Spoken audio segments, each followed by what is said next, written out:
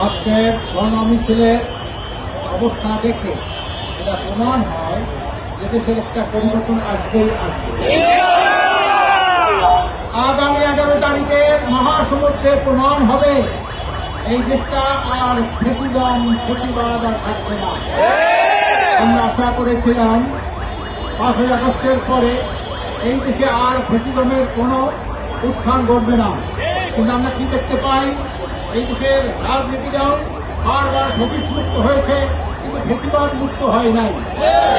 আজকে একটা দলের আপনার প্রার্থীতা ঘোষণার পরে বাংলাদেশে একটা তৃতীয় বিশ্বযুদ্ধ শুরু হয়েছে।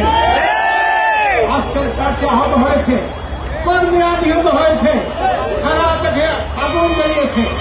প্রার্থী ঘোষণা তো যাকে ইউসাই করে নেয়, এই প্রার্থী ঘোষণা করছে তারেক রহমান। আপনার রাস্তা আগুন জ্বালান কেন? ট্রেন স্টেশনে আগুন জ্বালান কেন? বাস ভাঙবেন কেন?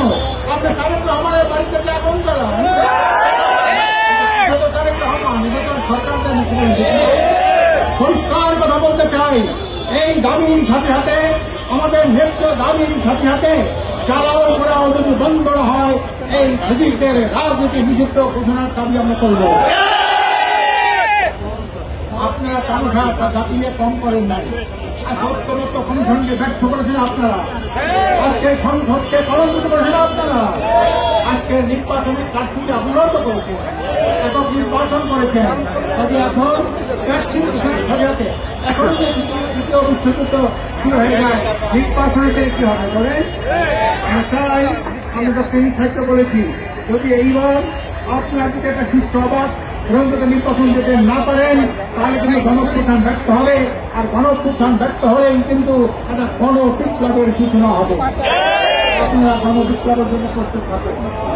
কোন সংসদীয় আলোচনায়, কোন বৈঠকি আলোচনায়, ঐক্যমত্যের আলোচনায় কিন্তু কোন সমস্যার সমাধান হয় নাই, সমস্যার সমাধান হয়েছে রাজপথে। আমরা পরিষ্কার বলে আছি, আপনারা ঐক্যমত্য কমিশন নিরপেক্ষতা বজায় করতে পারেন নাই, আপনি একটা দলের দিকে তাকাই কথা বলতেন, তাই আপনারা মনে করেন না আপনাদের সিদ্ধান্ত নেবেন তাই দেশের জনগণ মেনে নেবে। কাজেই সংগ্রামী ভাই আমার, আসুন আপনারা আজকের যে রোদের মধ্যে যে ধৈর্যের পরিচয় দিয়েছেন, কষ্ট সহ্য করেছেন, আগামী 11 তারিখে সারা দেশ থেকে চলো চলো ঢাকা চলো, গণ অধিকার আদায় করো, জনমতে যে 5ই আগস্টের গণঅভ্যুত্থানে এই যে চাহিদা, এই যে জনগণের আকাঙ্ক্ষা, সেটা বাস্তবায়ন হবে আল্লাহর রহমতে। এই 11ই আপনার নভেম্বরে গণবিপ্লবের মাধ্যমে গণবিপ্লবের ঘোষণা হবে।